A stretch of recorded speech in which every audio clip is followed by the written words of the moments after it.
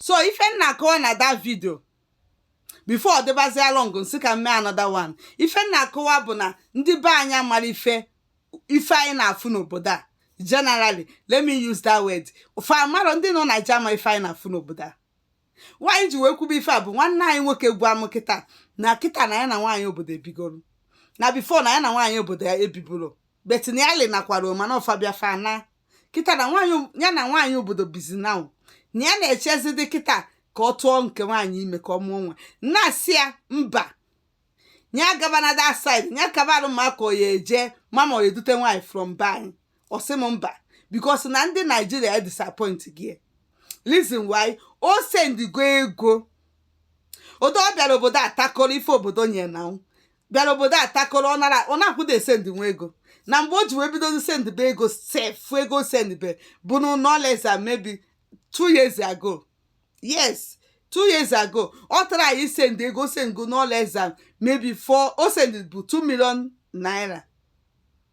2 million naira. Okay, we for n'obodo Igbo na send 2 million naira. Onye n'obodo South ngwu n'obodo a bụ obodo man. Unu anara ekwete. 2 million naira ka mmadụ na send after ka ọ go 13 years. Yes, after ka ọ go 13 years, go send it go do 2 million naira egizizi ọ na send. Tin account nwanne ya nwoke. The small brother. Na send dey save you ko we ike o send kwa ogbagote to na dey because fan e disturb say abia no nwan. One of the 40 plus, I think late 40. So Fabian no nya bia no nwan no kwa so sia for hey no kwa so sia for we bido send 2 million naira. 2 million naira fa ka onye bụla akọ nke a ligide o si na mgbe nke a na-eli dị ego na o mepere akaụntụ were afia mepe akaụntụ nyanwa jidezie phone no nyanwa jide email address so ọ na-ewe ego yanwa na-afia na email address ya na-esendire na mail na nwanne nwoke na-ewepụ ego ọ na-ajụ osi mba na ọdọ nwere ya ya replace wee gide that 2 million naira gwụ nke a jikwa ụmụaka younger brother ya na-ewe hey ụgwọ akwụkwọ ụmụazị hey na nke a jikwa wee mee hey wee chụpụ anyị n'ụlọ agent hey wee wesie dị ego o wee bịakwakwa send kwakwa another one to either brother again nke a send kwakwa 2 million naira again nke a fatipia kwakwa nke a asị nke a send na nke a bụ afa mmịa ka eji mepee akaụntụ mmịa tinye yotago mmịa maro n'ife na-aga na akaụntụ no either brother biye na controls nke nwa na akaụntụ mmịa ya na-ewepụkwe dị ego a na-akọkwa ọbụla akọ fatipia ya o si na iwe webi okwe ego na-esend ka ọ gbakọta ọnụ ife dịka 5 million or 6 million ka o nwere ike ma ya batanwu wee bịa nụọ nwaanyị fa wee tipie dị ego na iwe ewegie ya jezi kpọtazie nwaanyị ya na ya na-abọ bikwa bụ nwaanyị nwoke be anyị linalụ ọya nwoke lina nwaanyị obodo wee sị na ọya nwoke be anyị linalụ na ọ bụrụ na odogwu nke nwoke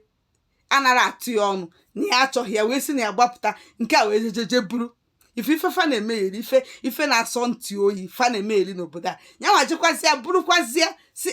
na nwanne nwoke a na odogwu ada atụ ya ọnụ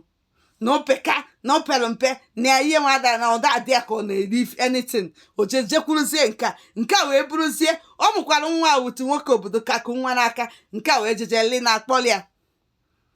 desa n'ụlọ na-eche ka nwa oku wee bịa totezie ka ya nwa wee ti nke ya ifụrụ ya ọ sị na disappointment ndị Nigeria mere ya n'obi mgbawa ndị Nigeria mere tipịa 4 million naira ọ na-esevu ka o tikonya wee bịa n'ọnwa so ndị bai sokwa eme ife niile na-eme onye na abroad kedu ife na-eme unu mmadụ n'isi ya bịa n'ọnwa nọ na-esevu ego ka ego gbagote ka ọ bịa n'ọnwa inu tipịa dị ego ọ jego kpọrọ anụmanụ nwaanyị obodo ọ kpọgoro anụmanụ nwaanyị obodo ọ sị na ya amụziri onwe ya nwere o nwere ihe ọ chọzi ịma late 40 na ya echewezi kemgbe o ejikwazi wee naba kemgbe o ji nwetụkwazi the money ka eko ejikwazi sefukwazi the money onye fafelie ka ya duruzie nwaanyị obodo mụbazie na nwa bụ nwa ọmụọ nwa ọ bụgodo na ya akpọrọ ya wee na ka ya fụgodo nwa ya anya olena yes oyi okwu because o ife unu nwa bụ ndị Nigeria ka ọ sụrụ ya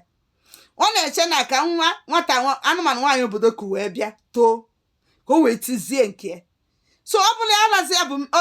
ka ife nwere ịgwa idoro onye a ọ na-aga n'ilu ka ọ na-aga n'azụ ka ọ na-aga because nwa anụnwa too na otogolu maybe ọ ya etogolu by now ọ na-echezi na ka nke ebanye bikos mfi amaghị ya nchakị si ka ekwa nke ya kezi nwa ya nwa na ọbịagokwa ọsị mba na nwunye ya ka dịrị ime ọ na-agbazi bọọlụ ka nke ya nwa banye ọ na-azụzi nke ọ na-azụ nke nwatakịrị kpọ wee bịa na-azụkwakwa nke bikos the lady dịka onwe gị ịtọ na ịnọ somewhere kpọrụsịa ibu oku n'aka wee bịa nke eto n'ọchị itinyezi nke ọ bụrụ nkakwu nsị na fa na-emeli emeri na-asị na nna akọ na-akparị ụmụ nwoke baanyị nke ọ bụla na m n'iyi ị na-echezi ọ gbasara m ọya afụ vidio ma ọya afụrụ ọfịa ghọta na ọya ka m na-agwa nke a gbasara ya ọ gbasatara m nwee ife gbasara m ihe na-eme ovidio ka m na-emere onwe m ịkọrọ m akọ m bịa ebe akọwa ka ndị ya bịa obodo amara ife na-eme ndị be anyị disappoint gị ebe anyị iliche ego tipịa ego so ọlịnago ka ọ mụzie anabayala